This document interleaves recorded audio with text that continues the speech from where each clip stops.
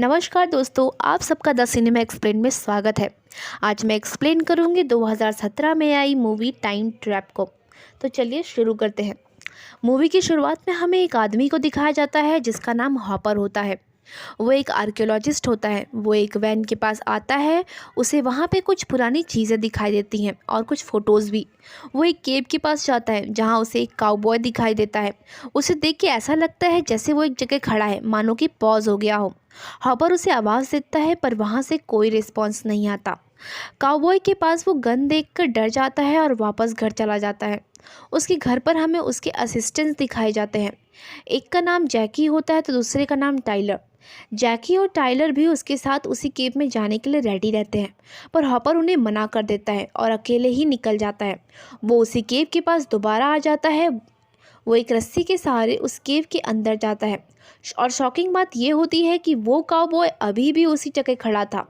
Hopper जैसे और अंदर जाता है तो वो अजीब सी ट्रांसपेरेंट वॉल को महसूस करता है और उसके अंदर जाते ही हम देखते हैं वो काउबॉय चलने लगा। और इसी के साथ ये सीन यहाँ कट हो जाता है।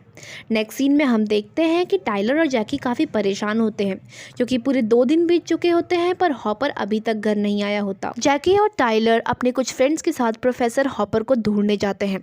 उनके फ्रेंड्स ग्रुप में जैकी, टाइलर की करंट क्रश कैरा की सिस्टर वीब्स और वीब्स का क्लासमेट फर्बी, जो थोड़ा ठरकी भी होता है। वो सब मिलकर हॉपर को ढूंढने जाते हैं, जहां उन्हें पता चलता है कि हॉपर किसी और चीज़ को नहीं ढूंढ रहा था बल्कि अपने पेरेंट्स को ढूंढ रहा था, जो कई साल पहले यहाँ आए थे और गायब हो गए थे। टाइलर और उसके फ्रेंड्स उस गुफा के अंदर जाते हैं जहाँ जैकी को एक कटी हुई रस्सी मिलती है।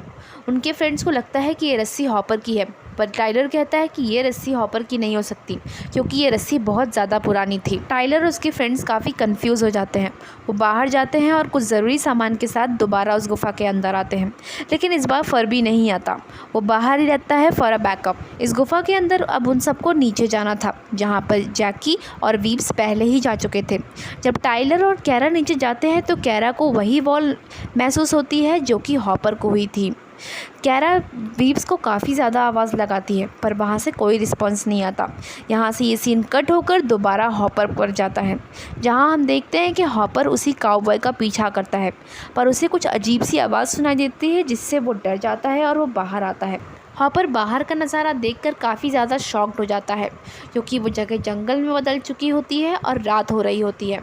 हॉपर के लिए शॉकिंग इसलिए होता है क्योंकि वो अभी सुबह ही अंदर गया था और वो गुफा के अंदर 2 मिनट से ज़्यादा नहीं था, तो मिनटों में ऐसा काम होना बहुत ज़्यादा मुश्किल है। तो वो अपनी कार के पास जाता है और जब वो देखता है कि उसकी कार झाड़ियों में उलझी हुई है, वो उसे शुरू करने की कोशिश करता है पर वो नहीं चलती। वो कार से निकलकर इधर उधर देखता है तो उसे एक दूसरी कार नज़र आती है। उस कार के अंदर वो देखता है तो उसे टाइलर और जैकी का सामान दिखता है, तो उसे लगता है कि टाइलर और जैकी भी यहाँ आए हुए हैं। वो दोबारा उसी गुफा के अंदर जाता है। ये सीन कट होकर दोबारा टाइलर और कैरा पर आता है, जहाँ कैरा नीचे आती है और वीब्स को कहती है कि इतनी आवाज़ देने पर भी तुमने मेरी आवाज़ का रिस्पॉन्स क्यों नहीं किया।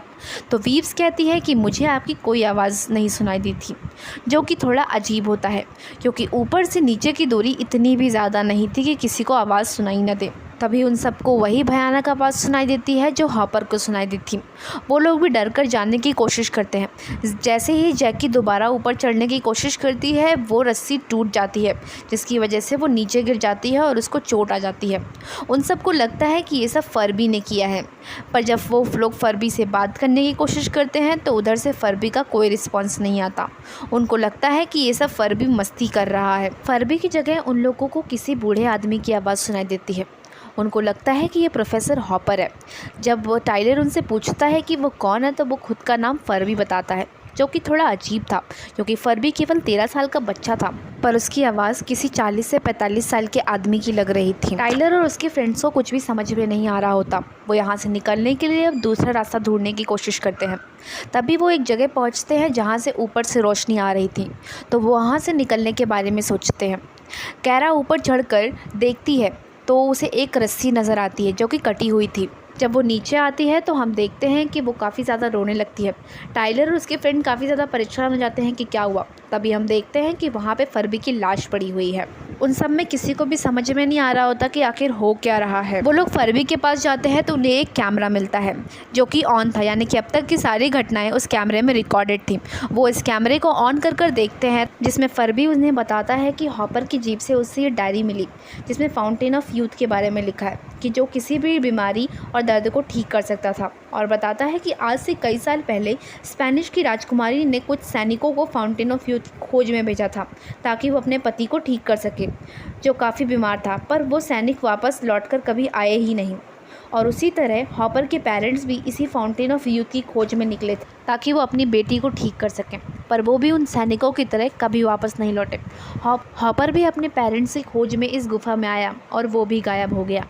तभी वो लोग नोटिस करते हैं कि रिकॉर्डिंग में रात हो चुकी है, पर उन्हें इस गुफा में केवल 1 घंटा ही हुआ था। तो ऐसा कैसे हो सकता है? फरबी के हिसाब से पूरा 1 दिन बीत चुका था, लेकिन कोई भी लौटकर वापस नहीं आया था। तो फरबी खुद उस गुफा में जाने लगता है। जैसे ही नीचे उतरता है कि देखता है वो ऊपर आसमान में बहुत ज़्यादा रोशनी चमक रही है, और तभी फरबी की रस्सी अचानक से कट जाती है और वो नीचे गिर जाता है।